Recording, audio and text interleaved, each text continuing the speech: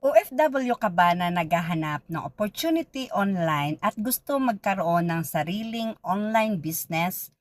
Good news kasi nakita mo ang video ko na ito. Hello, by the way, my name is Eileen, isang dating private employee for almost 30 years. And right now, isa na po tayong head coach at admin dito sa Online Business Academy or sa OBA. So kung ikaw ay naghahanap ka ng opportunity online, kagaya ko rin dati, naghanap din ako dito sa TikTok at sa Facebook.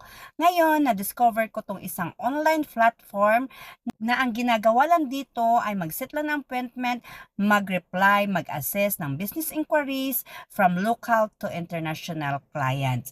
Gamit lamang ang cellphone, stable internet connection at yung user ID na tinatawag. So kung ikaw isa kang OFW na matagal na sa abroad, pero until now hindi pa rin makapag for good dahil kulang pa rin yung ipon.